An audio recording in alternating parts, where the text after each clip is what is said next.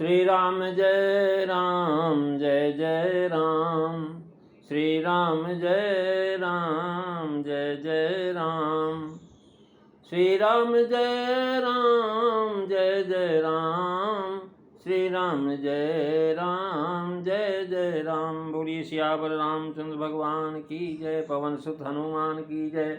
उमापति महादेव की जय। सब संतन की जय, सब भक्तन की जय।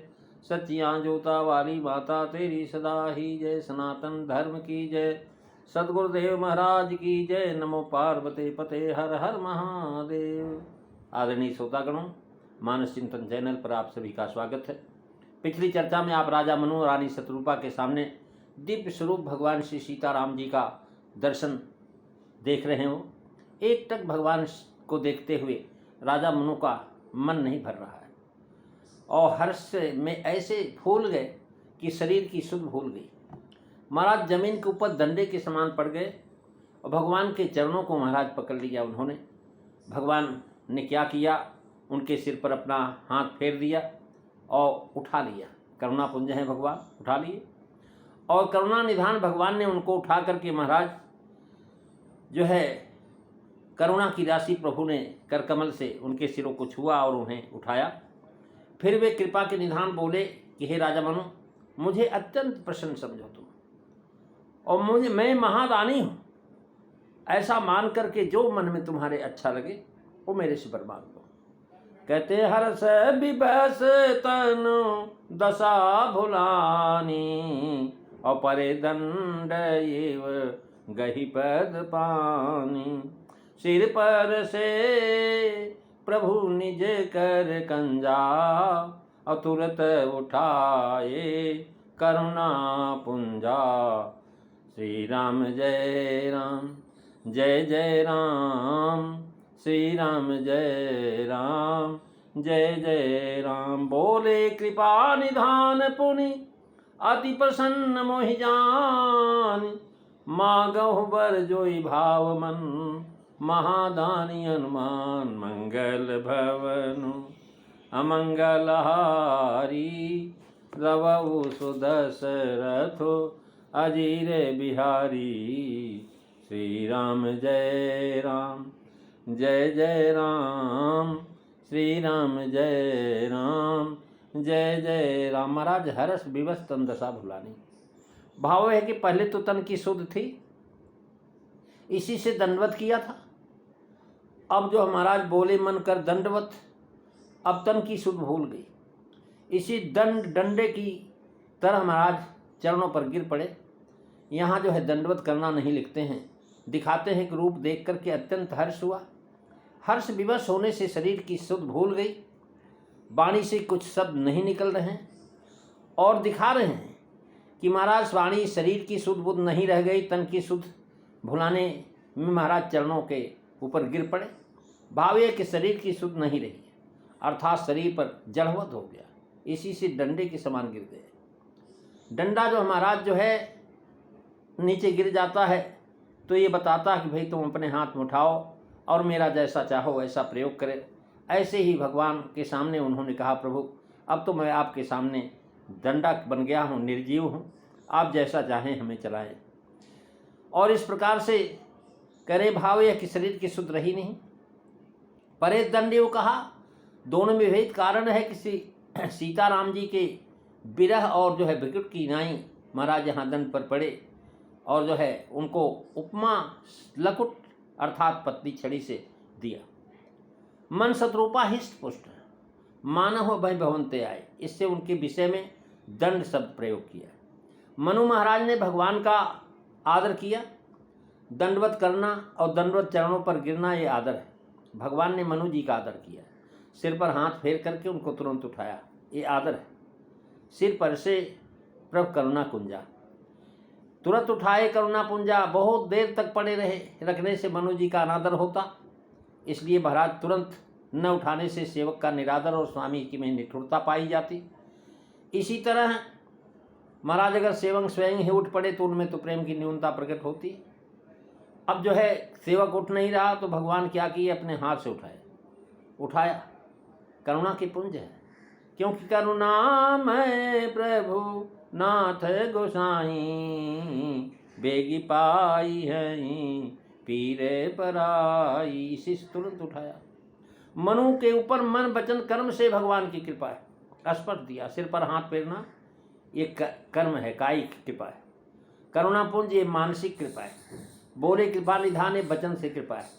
हनुमान जी, विभीषण जी, भरत जी, ये जो जो प्रभु के चरणों में पड़े उन सबों को उन्होंने उठा करके हृदय से लगाया। यहाँ उठाना तो कहा परंतु हृदय से नहीं लगाया। क्यों? समाधान यह है कि अभी दंपत्ति और प्रभु में पिता पुत्र का भाव नहीं बना है। मनु और शत्रुपा दोनों ही दंडवत किया है। प्रभु ने दोनों के सिरों पर कर कमल फेरा, यह बात ठीक बनी। दोनों ने एक साथ तप किया। हृदय से लगावें तो दोनों को लगावें, यदि एक को छाती से लगाए दूसरे को नहीं तो दूसरे का अपमान सूचित होगा। मनु जी अकेले होते तो हृदय से अवश्य लगाते, और पराई स्त्री को हृदय से लगाना यदि भी अयोग्य है। इस कारण शत्रुपा जी को हृदय से न लगा सकते थे, अतएव जो है केवल उठाना कहा, दोनों को उठाया। गोसाल की सवाल की सावधानता, लोक धर्म मर्यादा की रक्षा ये विलक्षण है। महाराज सिर पर स्पर्श करके उठाना यह वात्सल्य रस। नैमिषारण्य में रामचंद्र जी की ओर से वात्सल्य रस जानो, अवध में उल्टा मनु की ओर से वात्सल्य रस जानो। यहाँ मनु के पुत्र प्रकट हुए थे। यहाँ अब उपमेय को काम स्पर्श जो है महाराज और उठाने का होना चाहिए था, उसके उपमान महाराज कर कमल के द्वारा किया। बोले कृपा निधान अति प्रसन्न मोहि जान। भगवान कृपा निधान है। हृदय में महाराज जो है पढ़ाया, बोले कृपा निधान। पहले बोले थे मांग मांग भई नब्बर बानी, अब बोले। भाव यह है कि पहले उठाया, उठा करके तब बोले, और जो है कि अति प्रसन्न मोहि जान मांगो बर।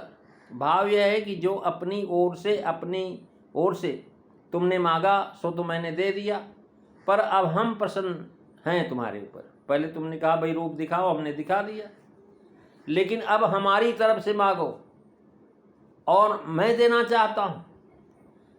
हम अब तुम पर बहुत प्रसन्न हैं, अति प्रसन्न हैं। यह बात इतने समझ लो कि अपनी ओर से तुमसे कहते हैं कि और भी कुछ चाहो तो मांग लो।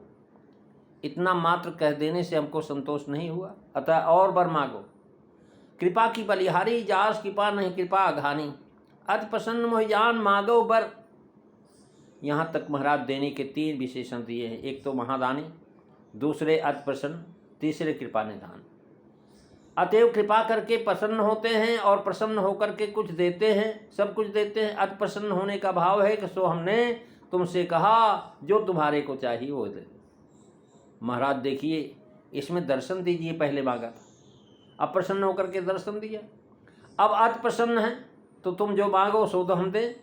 महादानी अनुमान अर्थात महादानी कह समझ करके बर मांगो, ये नहीं कि हम छोटे दानी। कहने का भाव यह है कि भगवान अंतर्यामी। राजा मनु महाराज बहुत बड़े राजा थे, पूरी पृथ्वी पर उनका राज था, और उन्होंने कभी मांगा नहीं था। लेकिन भगवान ने कहा आज तो तुम्हें भिखमंगा बनना पड़ेगा, आज तो भिखमंगा बनाएंगे तुमको और तुम्हें मांगना पड़ेगा। और जो इसका मतलब यह है कि तुम्हारे अंदर जो दीनता आ जाए, क्योंकि राजा के हृदय में बर की लालसा है। एक लालसा बड़ी उर्माही आगे जो है आएगा। भगवान ने पुनः बर मांगने को कहा, क्योंकि राजा के हृदय में बर की लालसा है। दूसरा भाव यह है कि तप का फल तो दर्शन हो गया, दे दिया। अब उस दर्शन का फल होना चाहिए, क्योंकि दर्शन का फल अमोघ है। जदब सखा तो इच्छा नाही, बोर दर्श अमोघ जग माही। भगवान ने कहा महादान अनुमान। मनु जी के हृदय में संदेह है कि ये बर मिलेगा कि नहीं मिलेगा, अतएव पहले ही उनके निसंदेह को दूर करने के लिए भगवान ने कह दिया कि मैं महादानी हूँ। ब्रह्मा आदि कुछ छुड़ा करके महाराज बर देते हैं। बर में कुछ ना कुछ शर्त लगा देते हैं। जैसे रावण को बाला, उसने कहा महाराज हम किसी मारने से न मरे। उन्होंने कहा ना ना ना ऐसा नहीं हो सकता। तो उसने कहा बाणन मनुज जात दुई बारे, कहला करके बर दिया।